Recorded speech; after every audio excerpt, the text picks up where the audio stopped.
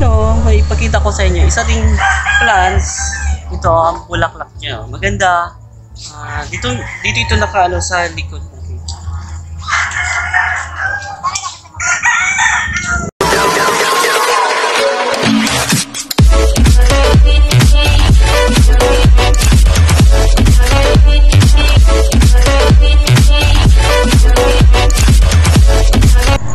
Okay guys, andito tayo ngayon sa likod ng aming bahay.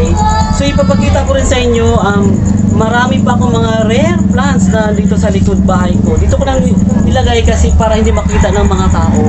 So kasi mamahalin po siya galing po siya sa ibang bansa. Okay? Unang ipapakita ko sa inyo, ito yung matagal na ito sa malaki na siya. Okay, ito ay monly plants.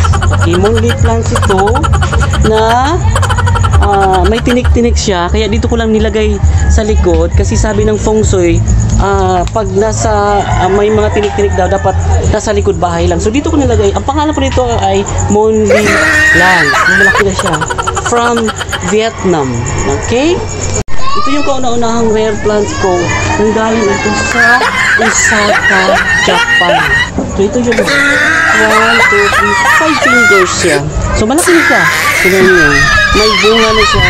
So 5 fingers na siya. Dahon na bitak-bitak ko. Ito na ngayon. Ito yung pampaswerte na galing Osaka, Japan. Ang tinatawag dito 5 fingers.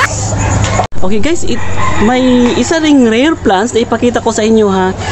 Ito ay malaki na siya. Tapos alam mo ba kung saan to galing? Galing itong Thailand.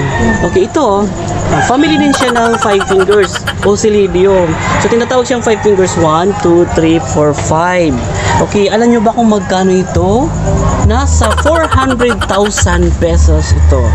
Ito ay galing sa Thailand. Okay guys, ito namang isang rare plants ko dito sa likod bahay ko. Malaki na siya ito sa likuran ko. Okay, ito tinatawag itong sandali lang, nakalimutan ko. Savanus plant. Yan. Savanus plant from England. Okay. Matagal na ito sa akin. Ito nung yan, malaki na siya. Okay.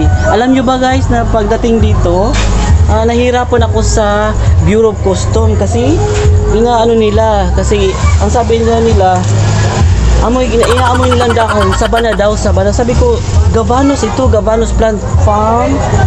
Sabi ko, ito namang isang rare plants, ipakita ko sa inyo. Ito namumulaklak na siya. Dalawa ito. Kaya lang ako lang dito ang mayroon collection. Isang tao o dalawang tao lang meron nito. Alam mo ba ang tawag dito? Cornets plants. Okay, cornets plants ang tawag dito. Namumulaklak na siya. Ayan. Okay, saan to galing? Galing itong saan ba to? Saudi Arabia. Yan. Okay, ito naman, ito din part naman ito ng itong Caladium, pero hindi ito Caladium ang pangalan. Okera plants ang tawag nito. So ito yung mamulaklak na siya. Ito yung ano niya, magiging ano naman, diba, itanim mo naman ito para tumubo naman siya, pero mayroon ka namang okera plants. So galing naman itong saan to galing? Korea. Yan, sa Korea to galing. Okay guys, dito naman ipakita ko sa inyo ito ipakita ko sa inyo ang read photos. Ayan, ito yung read photos ko. Di ba merong golden photos at saka merong green photos, variegated photos. Pero ito naman sa akin, red photos. Focus mo.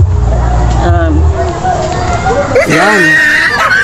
Red photos. Galing itong India. Alam niyo kung magkano ito? Bili ko lang ito. Nasa 200,000 pesos. So guys, ito naman. Okay. Ito ang pinaka mahal sa lahat. Ang tawag dito is coco melon plants or tree, coco melon tree. So ito, alam niyo ba kung magkano ang presyo nito ng isa? Nasa 300,000 pesos. Isang ano lang siya. Isang maliit pa ang nabili ko dito. Galing itong China. Guys, last ko na ipapakita sa inyo, isa ding rare plants na siguro ako lang meron nito. Okay, ito, bilog-bilog siya. Yan. Tinatawag siyang horse tree. Tinatawag na horse tree. Galing pang ito, galing ito, Japan. Okay, horse tree.